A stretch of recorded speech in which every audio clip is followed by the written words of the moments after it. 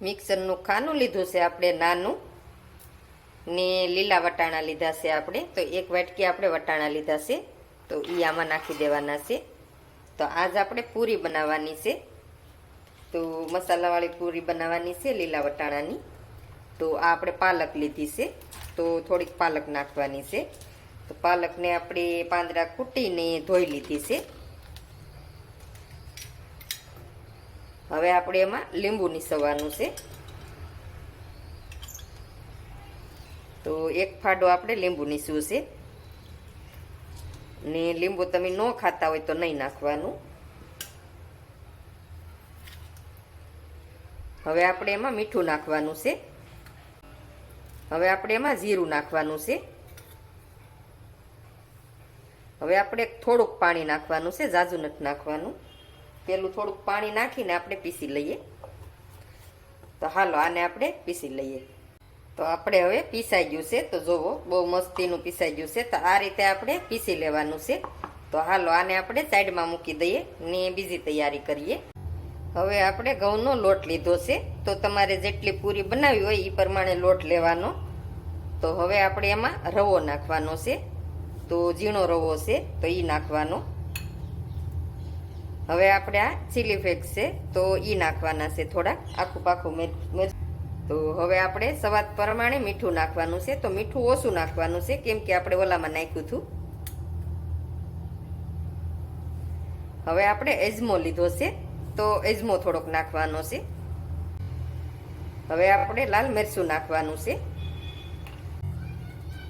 હવે આપણે હળદર નાખવાની છે 1 ચમચી.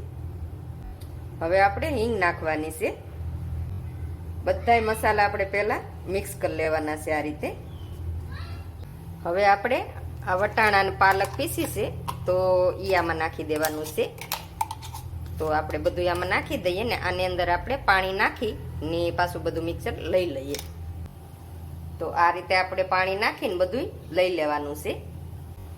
હવે આપણે એમાં તેલ નાખવાનું છે. તો મારી પાસે પાવડું છે, તો તમે 2 ચમચી તેલ નાખવાનું. હવે આપણે આને લોટ બાંધી લેવાનો છે. લોટ આપણે બાંધી લીધો છે, તો નથી બહુ ઢીલો ને નથી બહુ કઠણ, તો એ રીતનો લોટ આપણે બાંધ્યો છે. તો આને આપણે આ રીતે બાંધી ને થોડીક વાર આપણે એને ઢાંકી ને મૂકી દેવાનો છે. તો આને થોડીક વાર આપણે રહેવા દઈએ. હવે આપણે 5 મિનિટ થઈ ગઈ છે. તો હવે થોડુંક ઉપર આપણે તેલ નાખવાનું છે ને હવે લોટ આપણે પાછો કૂણવી લેવાનો છે. થોડોક આપણે લોટ લીધો છે, તો લોટને આપણે આ રીતે ગોળીંડા બનાવી લેવાનો છે.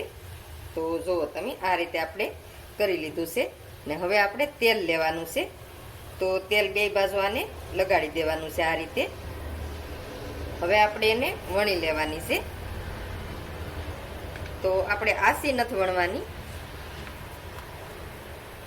જાડી રાખવાની છે આપણે. તો બહુ જાડી ની બહુ આસી ની, તો એ રીતે આપણે વણી લેવાની છે.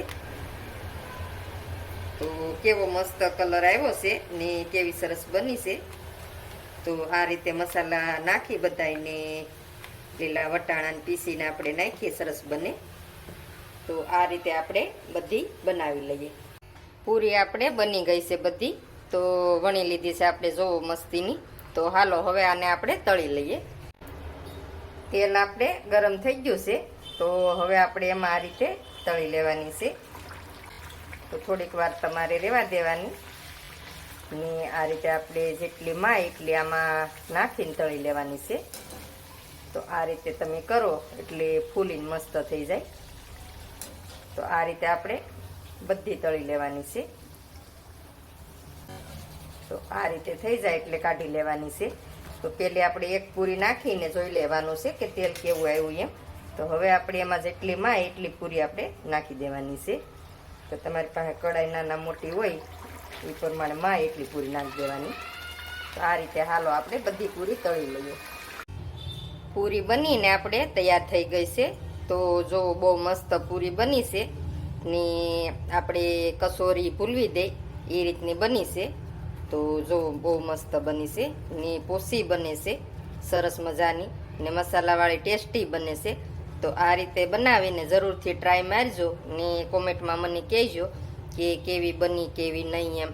ને મારા વિડીયા ગમતા હોય તો લાઈક શેર ને સબસ્ક્રાઈબ કરવાનું નહીં ભૂલતા.